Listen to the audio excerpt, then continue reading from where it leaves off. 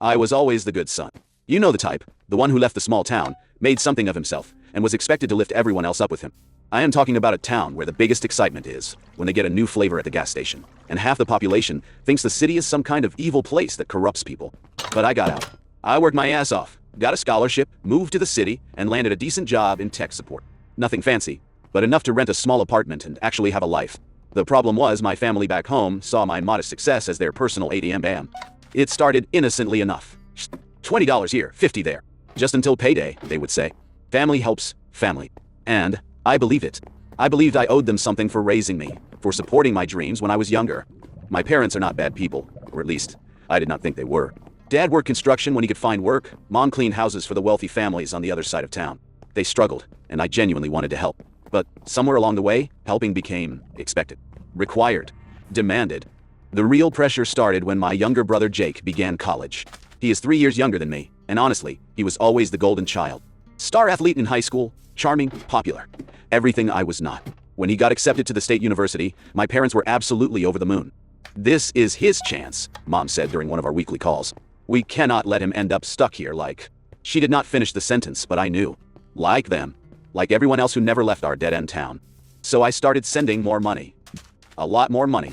500 here, 800 there. I was covering his textbooks, helping with rent, even paying for his meal plan when he complained the dining hall food was inedible. I was living on ramen noodles and sleeping on a mattress on the floor, but Jake was thriving in his dorm room with a mini fridge full of energy drinks and takeout money. For 3 years straight, I sent home roughly 60% of my income. I am not exaggerating. I calculated it later. 60%. I postponed buying a car. I never went on vacation. I wore the same 3 shirts until they literally fell apart. My coworkers thought I was just naturally frugal, but the truth was, I was funding my brother's entire college experience while barely surviving myself. And you know what? I was proud of it. Every time Jay called to tell me about his grades, his internships, his social life, I felt like I was part of his success. I was the older brother who made it possible. I was writing his success story with my own sacrifices. The requests became more frequent and expensive as graduation approached. He needs a laptop for his final project. The career fair requires professional clothes. He has to take unpaid internships to build his resume. Each request came with a guilt trip about how this was his last chance and how I was the only one who could help. Looking back, I should have seen the red flags everywhere. I should have questioned why a college senior needed constant financial support. I should have wondered why my parents never seemed to contribute anything themselves. But I was so deep in the family guilt complex that I could not see what was really happening. The manipulation was subtle but constant. They would call me when I was having a good day and tell me about some crisis. They would send me pictures of Jake looking stressed during finals, with captions like he is working so hard, but the stress is getting to him. Maybe if he had a little extra money for better food. They made me feel like Jake's success or failure was entirely in my hands. Like if he dropped out or failed, it would be because I did not care enough to help. They weaponized my love for my family against me, and I fell for it completely. 3 weeks before Jake's graduation, I was genuinely excited.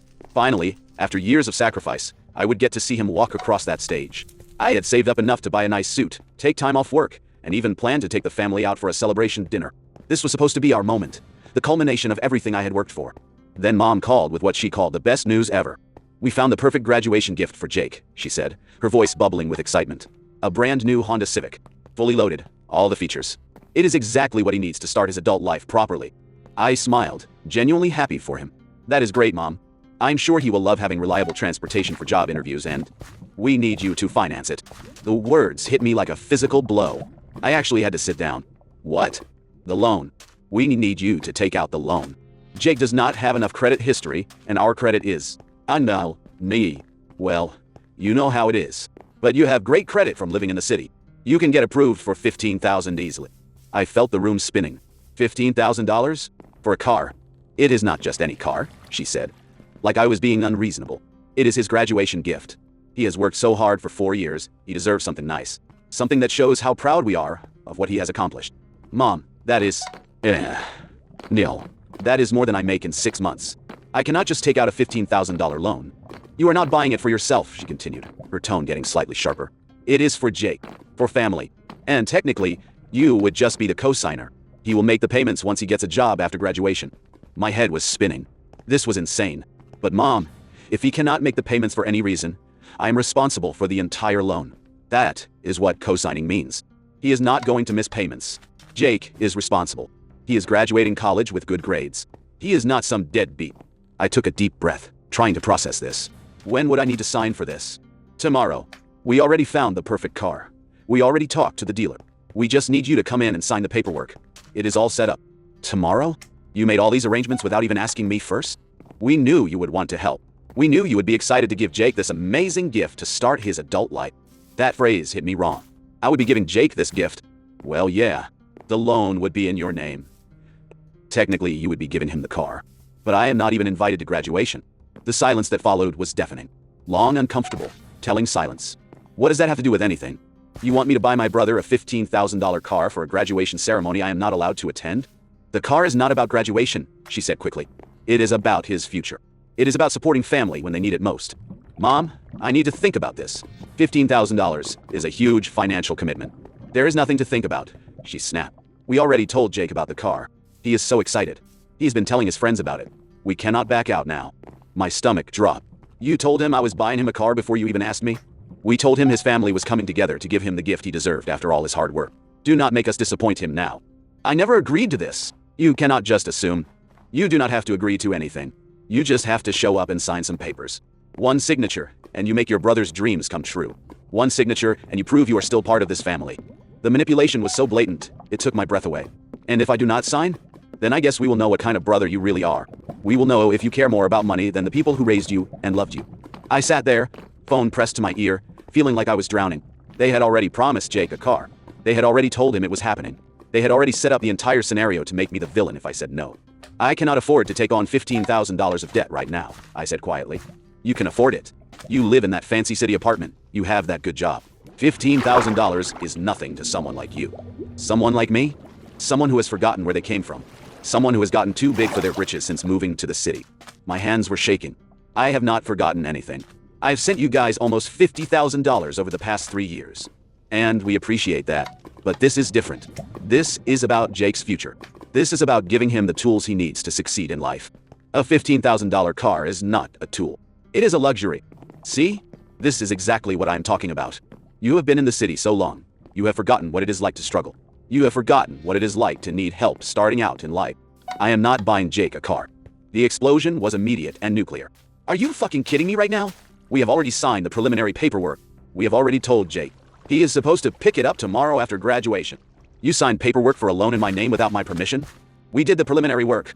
We told them you would be in tomorrow to finish the process. Jake is counting on this. His friends are expecting to see his new car.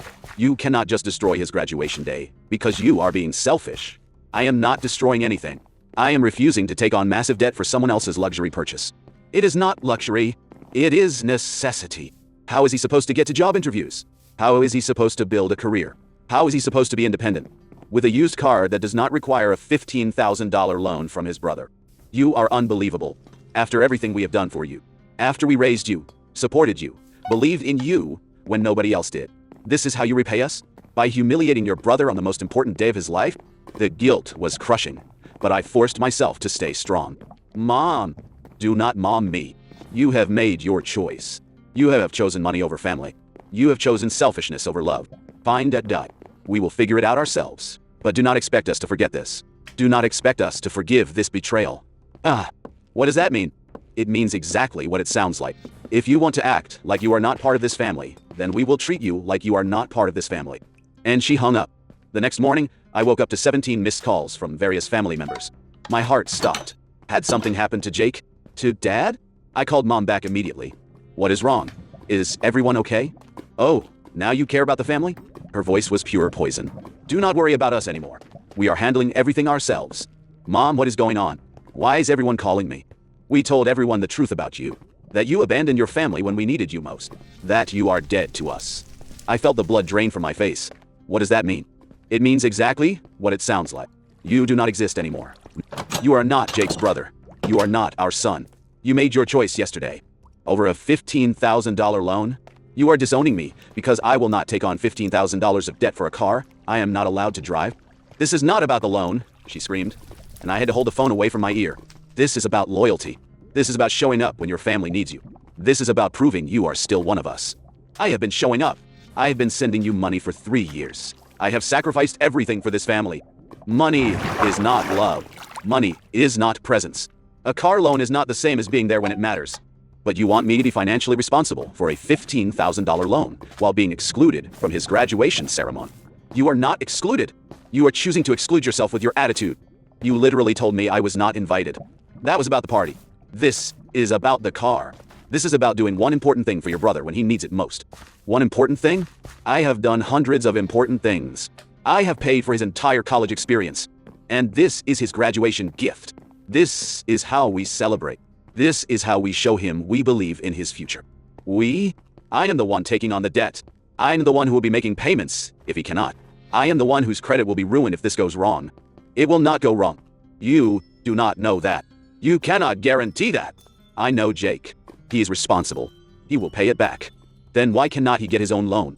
Because he is just starting out. Because he needs help. Because that is what family does for each other. Family does not trick other family members into massive debt. We are not tricking you. We are asking you. We are giving you the opportunity to do something amazing for your brother. After telling me I am not welcome at his graduation. Fine, she screamed. Fine. Do not sign for the car. Do not help your brother. Do not be part of this family. See if we care. Mom, wait. No, Tanti. I am done. We are done. Do not call here anymore. Do not come to graduation. Do not come home. You are not welcome. You are dead to us. The line went dead. I sat in my apartment staring at my phone, trying to process what had just happened. My mother had just told me I was dead to them. Over a car loan and a graduation invitation I never received in the first place. I called Jake. Maybe he could explain what was really going on. Maybe this was just mom being dramatic, and he would talk sense into everyone. His phone went straight to voicemail. I tried again. Same thing. I called Dad. No answer. I called my Aunt Sarah, Mom's sister. She answered on the first ring. I cannot believe you did this to them, she said, without even saying hello. Aunt Sarah, what did they tell you? They told me you refused to co-sign a car loan for Jake. They told me you said he did not deserve a nice car. They told me you called them all losers who never amounted to anything. My jaw dropped. I never said any of that. I never called them losers. I just said I could not afford to take on $15,000 of debt for a car loan when I was not even invited to his graduation. You were not invited because of your attitude. Because you have been acting like you are better than everyone else since you moved to the city. That is not what happened. I was asked to take financial responsibility for a brand new car that I would never be allowed to drive. For someone who excluded me from their graduation ceremony. Look, I do not want to get in the middle of this family drama.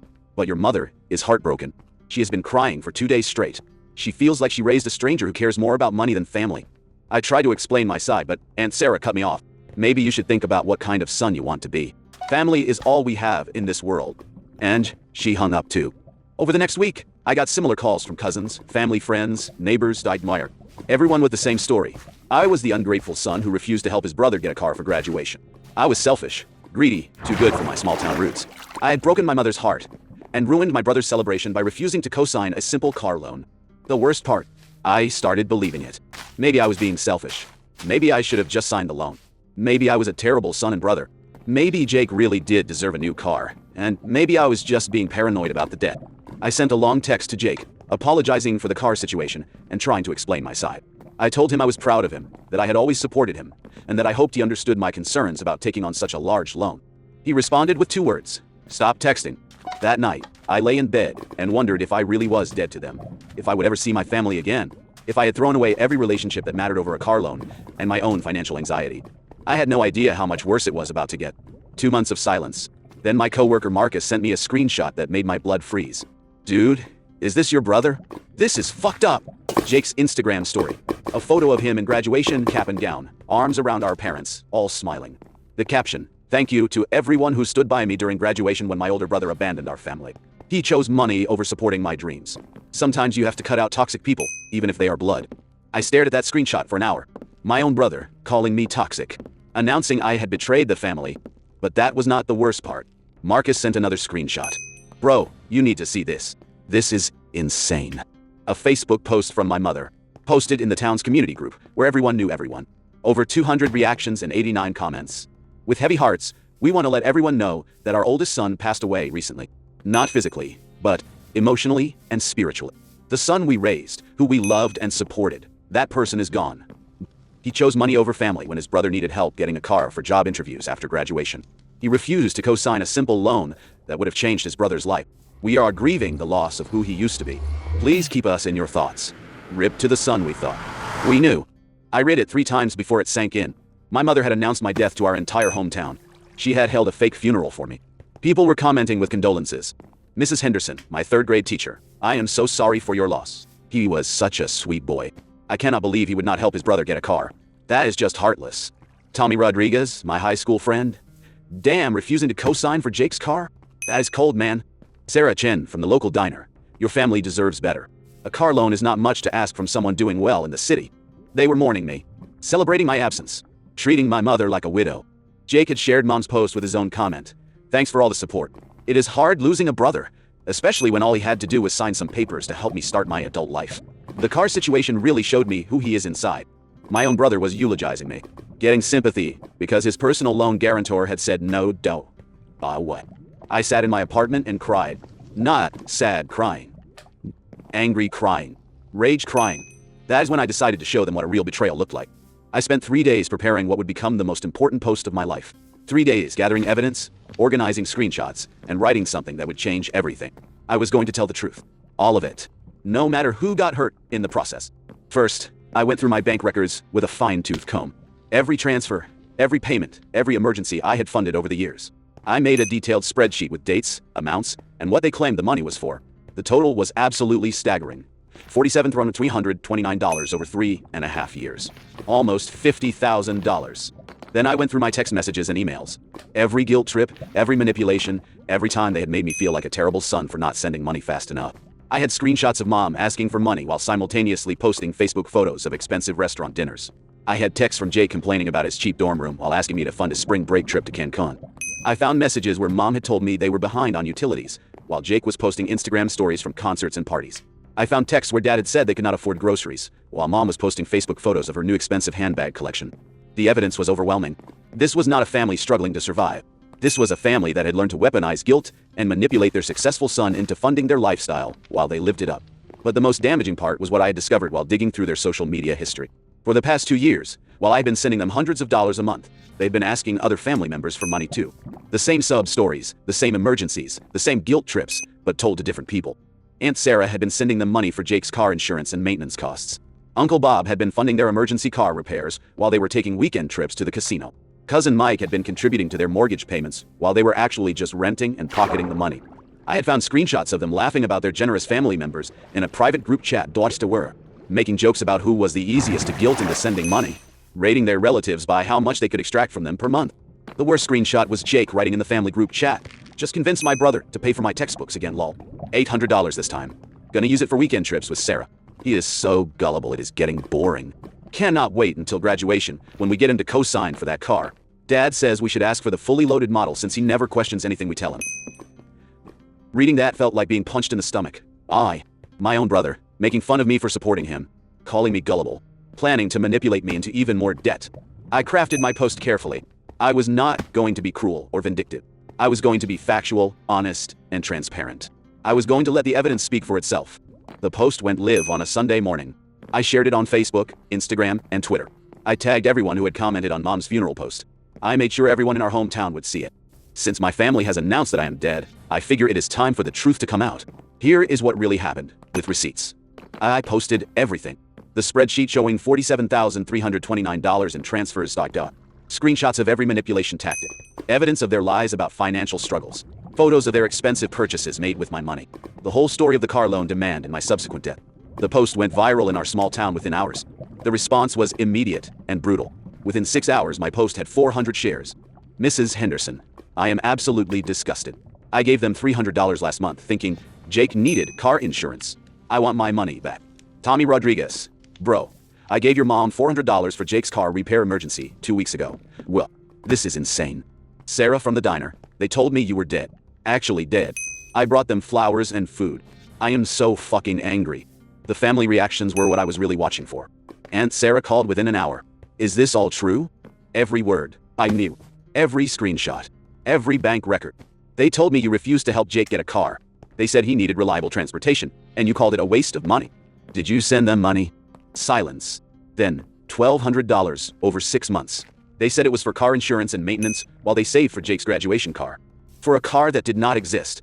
Jesus Christ. I heard her crying. I defended them. I told people you were selfish and heartless. One by one, family members called. Uncle Bob had sent $2,100 for emergency car repairs. Cousin Mike contributed $1,800 for helping Jake build credit. Even my grandparents sent $150 monthly for gas money for a car Jake did not own. Total family scam. over $15,000, while I had sent them $47,000. And they had planned to get me to co-sign for a $15,000 car loan on top of it all.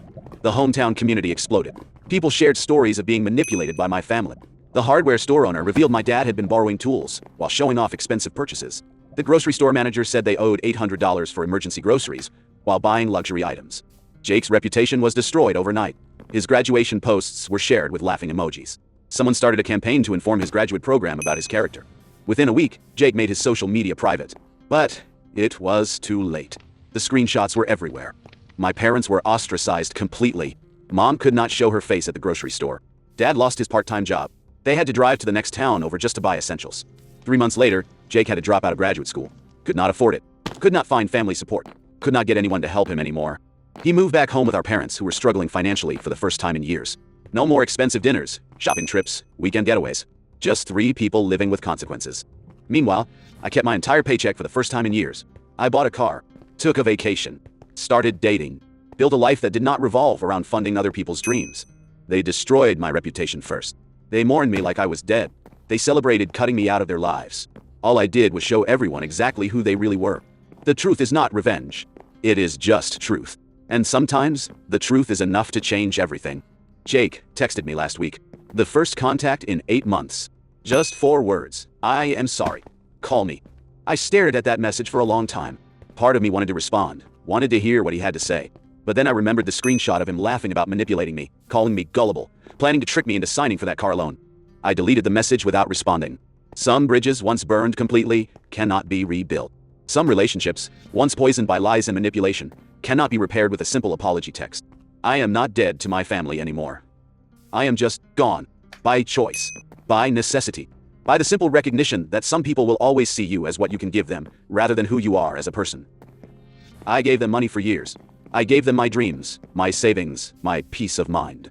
I gave them my loyalty, my love, my unconditional support through every crisis and celebration. The only thing I would not give them was a $15,000 loan for a car I was not allowed to drive, for a graduation ceremony I was not invited to attend. And that is when they showed me who they really were, underneath all the family first rhetoric. So I showed everyone else. The funny thing is, I am happier now than I have been in years. The guilt is gone. The constant financial stress is gone.